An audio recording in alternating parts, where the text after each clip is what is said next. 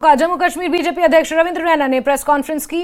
Press conference में उन्होंने जम्मू कश्मीर से 2 बीजेपी उम्मीदवारों के चुनने के लिए सभी मतदाताओं का धन्यवाद अदा किया। रविंद्र रैना ने कहा कि हमने कश्मीर की 3 सीटों पर अपने उम्मीदवार नहीं उतारे, लेकिन इन 3 सीटों पर बीजेपी समर्थित उम्मीदवारों को भारी संख्या में वोट मिले हैं। रैना ने कश्मीर घाटी और राजौरी पुंछ के मतदाताओं का भी धन्यवाद अदा किया। सभी मीडिया के मित्रों का भारतीय जनता पार्टी कार्यालय में हार्दिक स्वागत है। मित्रों,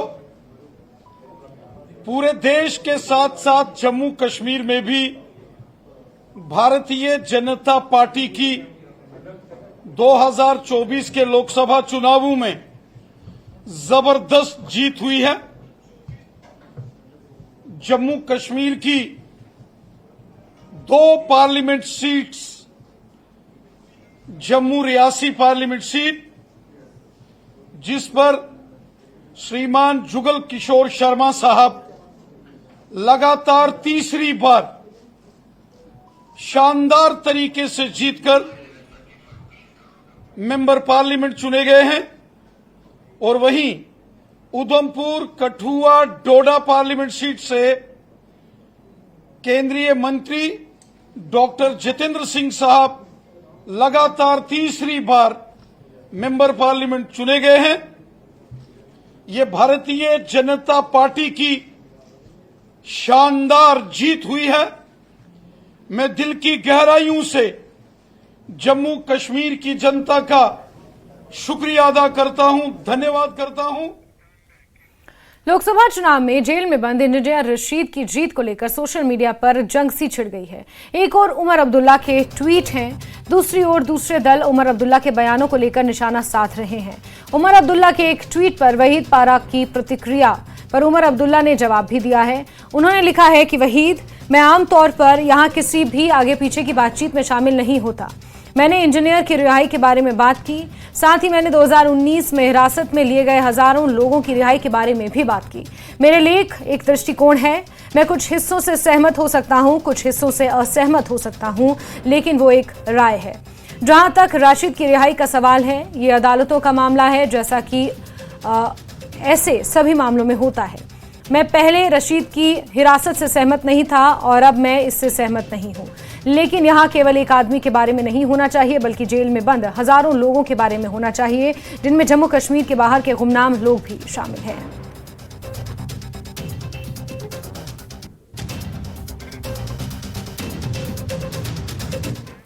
उधमपुर में जम्मू श्रीनगर हाईवे पर समरोली में होटल तवी व्यू में रहस्यमय परिस्थितियों में भीषण आग की खबर है। फायर ब्रिगेड और आपातकालीन विभाग के दमकल कर्मी मौके पर पहुंचे हैं।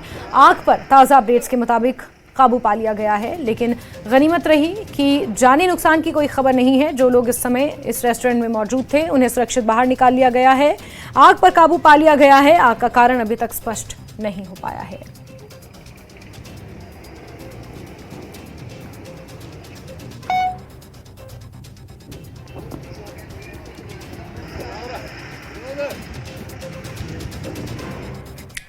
विश्व पर्यावरण दिवस के मौके पर संस्कार में विभिन्न कार्यक्रमों का आयोजन किया गया, जिसमें स्वच्छता सहित जागरूकता अभियान भी शामिल था। उप जिलाधिकारी संस्कार ने कचरा उठाने वाहनों को हरी झंडी दिखाकर रवाना किया। इस पूरे अभियान में संस्कार बुद्धिस्ट एसोसिएशन की युवा शाखा के स्वयंसेवकों ने भी हिस्सा लिया।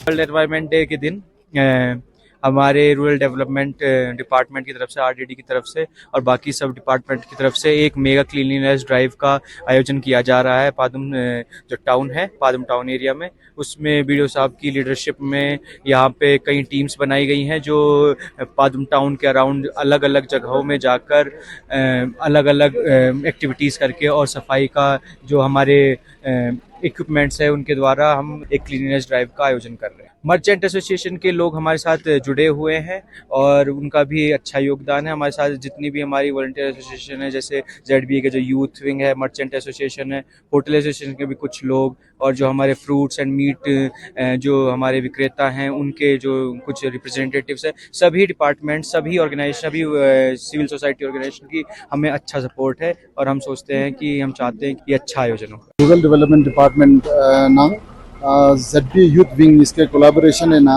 तेने ngata पदुम में market है नंग ई ngata peripheries कुने नंगा mega cleanliness drive चिक ngata organization नंगिनो तेने ngata खक नाम साला तेने Zanskar administration department officers nang officials langes yang tena soga nyampo ngatang merchant association ngatang thusmi langes yang tena soga ngatang government degree college ngatang staff langes yang tena soga ngatang volunteers mamang pojik ngatang thuse tene diri ngatang I kha padumina ngatang mega cleanliness drive chik ngatang organize chonnang yoten उसके बाद you morning session पे ना ngata cleanliness drive po ngata chuchesin yang testing boni cleanliness drive po testing ni tene ngata ina padu me market ekha tene ngata awareness program jiga ngata ikha organize chuchesin kaw ngata rural development department na ZB youth wing iske collaboration la ngata chuchesin kazu ngata sama tugyu sino tene ngata I choksi cleanliness drive chik chose tene ngati lasting permanent solution inogazerna manokle Skot pasang na tina ngata I cleanliness drive pasang ngaje focus po ngata awareness program na il nam sakpa mimang skune na ngata behavior na change yong se ngata behavioral change yo nokle behavioral change ngata awareness program through yong se sino ngata tina ngata skit ngata daksa ngata awareness program na schools kune ngata loptuk kune ngata skit program dik yang tena soga teka ngata lecture nang ngata expert ngata government degree college ngata assistant professors nang yang tena to khaspa rik ngata thuse tene ngata awareness program jik ngata chuchesin tene skot pasangna tene ngata yugo ngai eye opener ji toxiga ngai tap skot pasangna I toxic cleanliness drive jik jo system boni dembarang ngai rewa chot tene memang sune samle na gurjayon behavior na gurjayon tene ngata ngai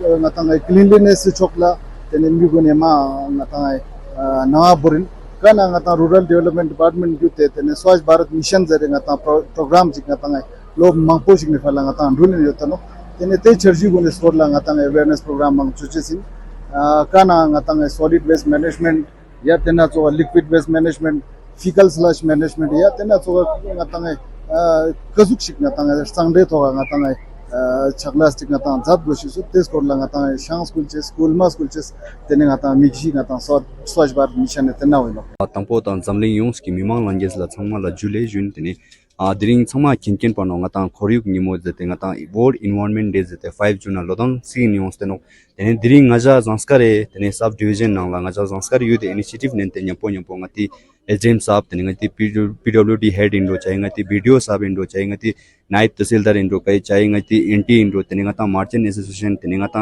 vegetable association ना तने कौन सम्मान आमा सोक्सपा ना volunteer ना सम्मा तुस्ते तने ngaji संस्कार ना cleanliness drive si dulen yotte o ketana ngata khakchen ji chanok che jana ngata khoryuk po ketana sangmesa duna purchase po ketana ngata ma khakchen ji chanok che jana khoryuk po stente tene ngata khamde bo ketana gyala jilu sono tene dang tene ngata samma use no ki ngata plastic rigs mangpo yoni teno tene tebe ketana ngata khoryuk ka man no sken chemoje cheni no tene ngata kangri gun juni no tene ngata ladakh toxic jaga ji inna tene ngati kangri bo ki ngata chu ketana ngata kangri ka stente no tene ngata khoryuk po sopo jana ngata kangri ka no sken lepche po ma ten ketano te fe ngata khoryuk po ngata important is something ngata zamtup nyen na ngata nang re ngata responsibility khurte ngata tene kimsa goni thado thama mafanga karse mafanga tene ngata plastic gun khurang suso pheste tene paper gun khurang suso pheste tene te gun ngata daksa ngata ek tipar ni jo tene municipal committee chone tena tangches tene ngata zamtup nyen na kimsa gun me shafses me shaf na chi chano tene ngata me tutpa be tene ngata daksa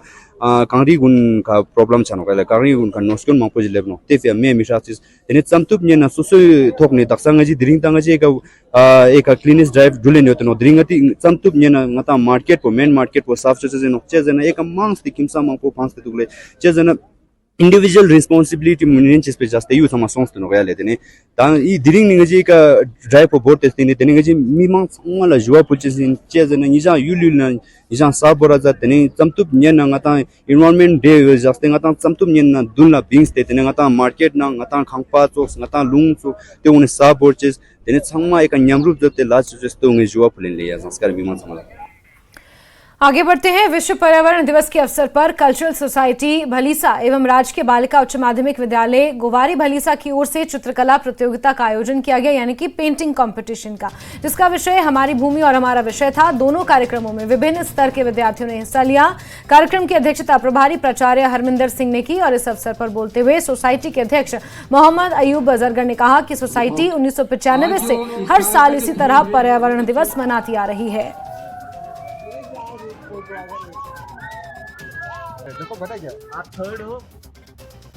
इससे हम लोगों को यही message देना चाहते हैं कि आज लोग जंगलातों का ऐसे कटाव कर रहे हैं कि खुद की जिंदगी तो बसर कर रहे हैं ऐशो आराम के साथ। जो आगे आने वाले नस्लें हैं उनके लिए कहीं ना कहीं हम बहुत सारी उनकी मुश्किलात पैदा कर रहे हैं। हमें उनके बारे में भी सोचना चाहिए। आज तो लोग तरक्की किए जा रहे हैं, लेकिन वो कितने नुकसान में हैं ये नहीं देखते। ऐसा समझ लीजिए कि खुद के लिए खुद ही खोद रहे हैं। पर उनको ऐसे यूज करना चाहिए कि हमारी आगे आने वाली जनरेशन भी सफर ना हो, उनको कोई ऑक्सीजन की कमी ना हो। 5 जून हर साल वर्ल्ड एनवायरमेंटल डे के तौर पर मनाया जाता है और इसके हर साल थीम बदलते रहते हैं। जो भी वक्त की नीड होती है उसके मुताबिक थीम बदलते रहते हैं। और हमारी society educational environmental social sport cultural society 1995 से लेकर के आज तक पूरे इसको मनाते आ रही है। बल्कि ये पूरा वीक अब मनाया जाएगा और 11 तारीख को इसका फाइनल होगा। तो आज का इस साल का जो थीम था आवर अर्थ आवर फ्यूचर और जो रेस्टोरेशन ऑफ लैंड वगैरह। और खबरों का सिलसिला यूं ही जारी रहेगा, लेकिन रुकते हैं एक छोटे से ब्रेक के लिए।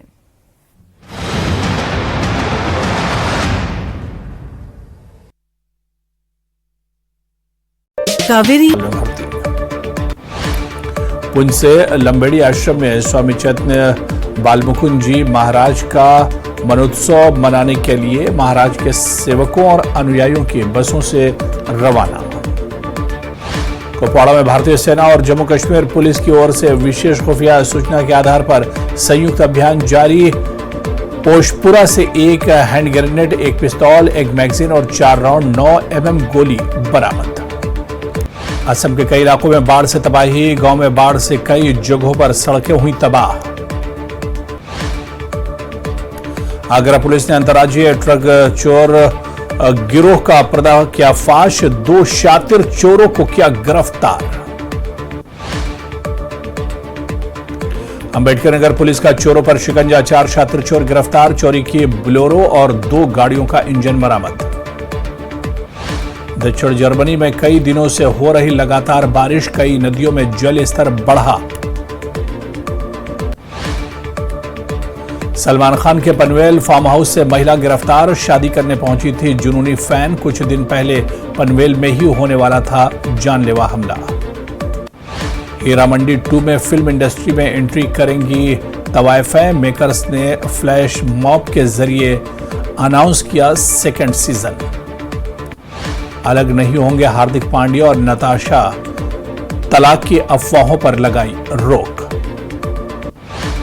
तेलुगु एक्ट्रेस हेमा को बेंगलुरु रेव पार्टी की जांच के सिलसिले में अधिकारियों ने किया गिरफ्तार, नशीली दवाओं के उपयोग का खुलासा। पाकिस्तानी सिंगर आतिफ असलम की अबू धाबी कंसर्ट का एक वीडियो वायरल। आतिफ असलम दिग्गज सिंगर लता मंगेशकर का नगमा।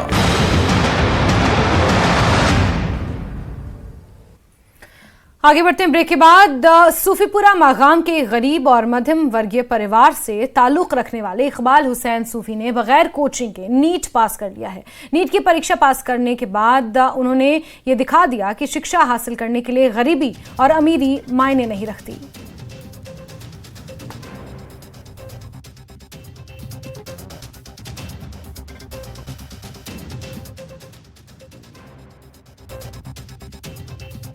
पहली ये बात मुझे बहुत खुशी हुई।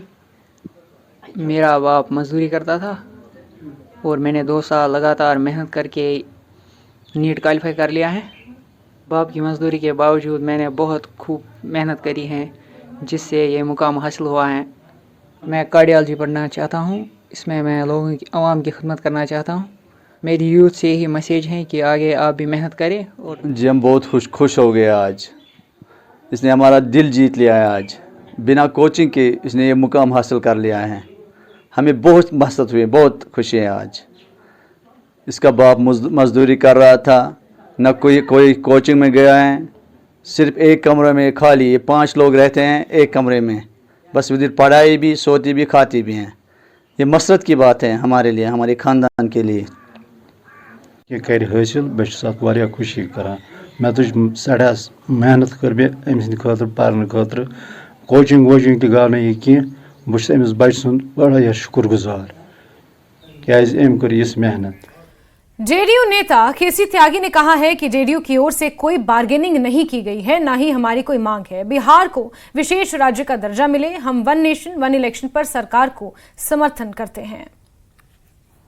जेडीयू के वरिष्ठ नेता केसी त्यागी इस वक्त हमारे साथ हैं। त्यागी साहब, जेडीयू ने किसी मंत्रालय की मांग की है, चाहे वो वित्त हो, रेलवे हो या कोई भी मंत्रालय, क्योंकि सरकार का गठन होने वाला है। प्रचार गलत है, लेकिन जब हम एनडीए का हिस्सा हैं तो कुछ मंत्री पद हमारे हिस्से में आएंगे। ये प्रधानमंत्री और नीतीश कुमार जी के बीच में है, ना कोई बार्गेनिंग है, ना कोई डिमांड है, ना कोई नाराजगी है। हाँ, विशेष राज्य का दर्जा बिहार को मिले, ये हमारी इच्छा जरूर है। 2 महत्वपूर्ण विषय है, वन नेशन वन इलेक्शन और यूसीसी पर जेडीयू का क्या मत होगा? क्योंकि वन नेशन वन इलेक्शन पर हम सरकार का समर्थन कर चुके हैं।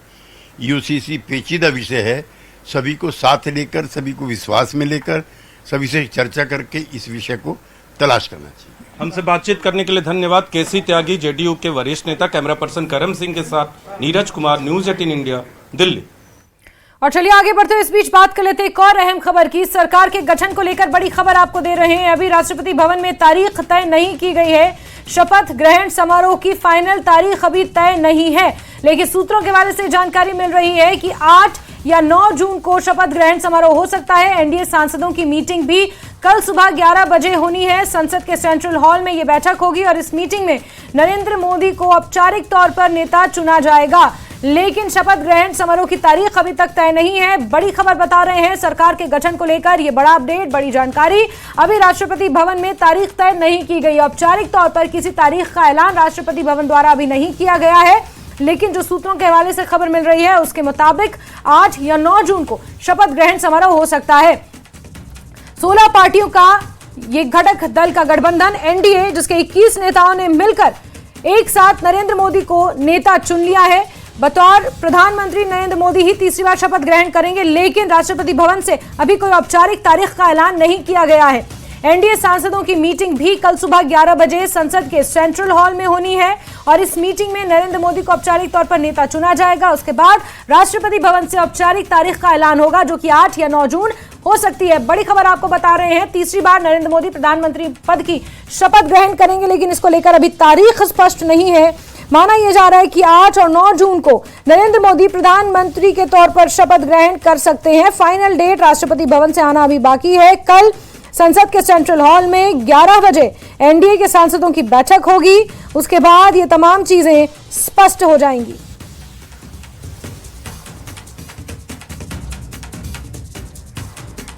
चलिए आगे बढ़ते हैं और लद्दाख संसदीय सीट पर निर्दलीय उम्मीदवार हाजी हनीफा जान की जीत के बाद कारगिल में हजारों लोगों ने जश्न में हिस्सा लिया। लेह राष्ट्रीय राजमार्ग पर हजारों लोगों ने उनका जोरदार स्वागत किया।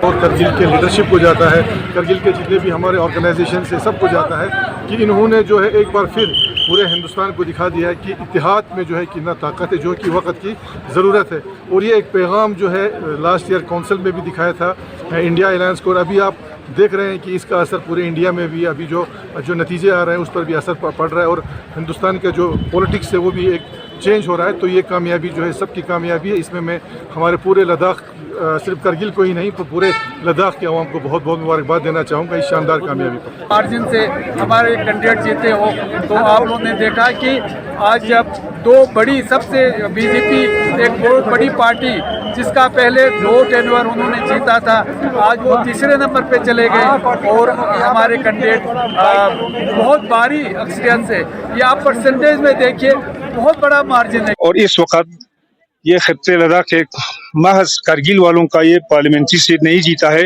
हमारे पूरा जमहूरियत के बिल्कुल साथ देने वाले और जमहूरियत के खिलाफ जो काम कर रहे हैं उनके लिए सबक आमोज बिल्कुल ये रास्ता बना हुआ है कि आज 2024 में इस करगिल की कौम ने एक इतिहाद पे एक कैंडिडेट निकला, जनाब हनीफा जान साहब।